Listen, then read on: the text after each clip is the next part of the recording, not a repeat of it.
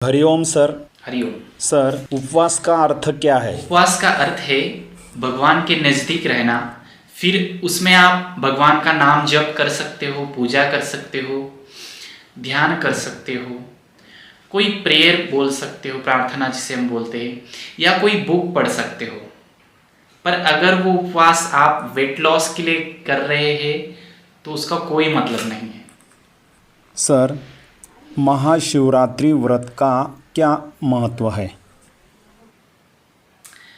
महाशिवरात्रि, ऐसा कहा गया है कि 1 वर्ष तक निरंतर पूजा करने वाले को, या फिर जो फल शिव जी का पूरे साल भजन, अभिषेक, पूजन, जप का है, अगर वही मनुष्य महाशिवरात्रि के दिन जितेंद्रिय रहकर निष्कपट भाव से भगवान शिव की पूजा करता है तो यह पूरे साल का फल उसे एक दिन में मिल जाता है।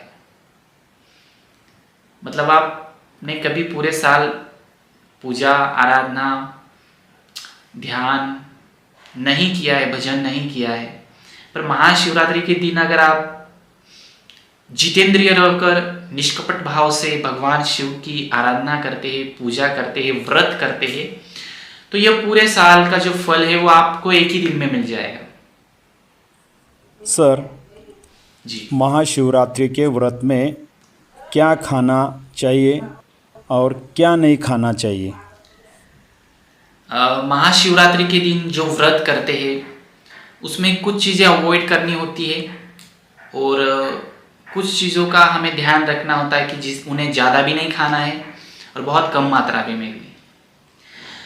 अभी ये जो व्रत है ये फलाहार हो सकता है, कोई फलाहार मतलब सिर्फ फलों का सेवन कर सकता है, कोई निर्जला रखते हैं मतलब जिसमें पानी का सेवन नहीं किया जाता। मैं जनरली निर्जला उपवास अवॉइड करने के लिए बोलता हूँ, क्योंकि निर्जला उपवास करने से कुछ लोगों को एसिडिटी की समस्या हो जाती है, आदत नहीं होती तो चक्कर आ जाते हैं, बीमार पड़ जाते हैं अचानक से। तो हो सके तो फलाहार का ऑप्शन बेटर रहेगा। फलाहार में फिर आप पानी भी बहुत ज़्यादा मात्रा में पी सकते हो, क्योंकि गर्मियों का सीजन है तो इसमें उपवास कर रहे हो तो पानी की मात्रा आपको ज़्यादा रखनी है। फलों में आप संतरा, जो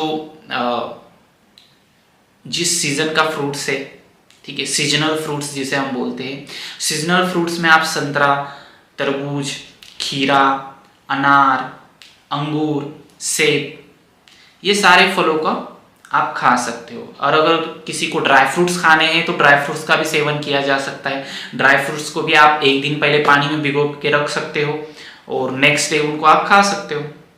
कंटिन्यू खाते नहीं रहना है, क्योंकि हमने पहले ही बोला कि उपवास का अर्थ है कि आपको भगवान के नज़दीक बैठना है, उनकी पूजा करनी है और भगवान का नाम स्मरण करना है। तो ऐसा नहीं कि उपवास कर रहे हो तो कंटिन्यू खाते ही रहो, ठीक है, क्योंकि खाने वाली चीज़ें बहुत सारी है। इसमें कुछ लोगों को थोड़ी ज़्यादा भूख लग जाती है तो वो मखाना खा सकते हैं, मखाना की खीर आती है वो भी ले सकते हैं, दूध में मखाना मिक्स कर सकते हैं, क्योंकि दूध तो चलता है उपवास को। दूध में आप बादाम ले सकते हो, मखाना ऐड कर सकते हो, मखाना की खीर जैसे मैंने पहले ही बोला। और दोपहर का खाना आप इस प्रकार से कर सकते हो। अगर शाम को भी अगर भूख लगती है बीच में आपको, तो आप राजगिरा के लड्डू खा सकते हो, राजगिरा का थाली पीठ आता है वो खा सकते हो। इसे आप दोपहर में भी खा सकते हो अगर आपको अल्टरनेट एक्सचेंज करना है, मखाना के अलावा राजगिरा, ऐसा किया जा सकता है। बगर आती है, बगर का सेवन कर सकते हो। दिन भर में मैंने जैसे बोला आपको पानी की मात्रा ज़्यादा रखनी है, तो इसमें आप छाछ पी सकते हो, जिसे ताक भी बोला जाता है, छाछ का सेवन आप कर सकते हो। नारियल पानी पी सकते हो, ठीक है। निर्जला उपवास तो करना ही नहीं, हमें पानी की मात्रा उपवास के दिनों में ज़्यादा ही रखनी है। और अभी हम देखेंगे कि ऐसी भी कुछ चीज़ें जिसमें जिमीकंद को खा सकते हो, आलू को खा सकते हो, ठीक है। खाने वाली चीज़ें बहुत सारी, पर अवॉइड करने वाली चीज़ें भी देख लीजिए, क्योंकि उपवास शब्द जैसे ही आता है वैसे ही लोग साबूदाना खाने के लिए दौड़ पड़ते हैं। तो साबूदाना हो सके तो अवॉइड करना, क्योंकि वो हेल्दी नहीं है शरीर के लिए। तो जो हेल्दी है वो तो सारी चीज़ें मैंने बता दी। ठीक है। अवॉइड करना है साबूदाना, आपको चिप्स अवॉइड करना है, बहुत नमकीन बहुत तीखा अवॉइड करना है। ऐसा बोला जाता है कि उपवास के दिनों में, खासकर महाशिवरात्रि का अगर व्रत रखते हैं तो कुछ लोग बोलते हैं कि जिसमें ब्लैक सॉल्ट नहीं लिया जाता या फिर वाइट सॉल्ट भी नहीं लिया जाता, और चाय कॉफ़ी को हो सके तो अवॉइड ही करना होता है, क्योंकि वो भी अनहेल्दी हुआ। ऑयली फूड मैंने पहले ही बोला अवॉइड करना है। ज़्यादा मीठा चीज़ें, मीठी चीज़ें जो है शक्कर वाली, शुगर वाली, तो वो भी नहीं खानी है आपको। मीठे पदार्थ हो सकते हैं, स्वीट हो सकते हैं, तो उनको अवॉइड करना है। लहसुन प्याज नॉनवेज वगैरह ये तो उपवास के दिनों में होता ही नहीं, तो ये भी अवॉइड ही होगा। सर, उपवास किसने नहीं करना चाहिए? वैसे व्रत सभी लोग कर सकते हैं, परंतु इसकी एक हर एक की एक कैपेसिटी होती है, किसको कितना करना चाहिए। कुछ लोग कैपेसिटी के बाहर कर बैठते हैं और वो खुद को तकलीफ दे देते हैं। तो आदत है तो कीजिए, और आदत नहीं है तो फिर मैंने जो जो चीज़ें बोली खाने के लिए, उनकी थोड़ा सा मात्रा बढ़ा सकते हो आप। प्रेग्नेंट वुमेन को नहीं करना है उपवास, प्रेग्नेंट वुमेन जो है उनको उपवास नहीं करना है।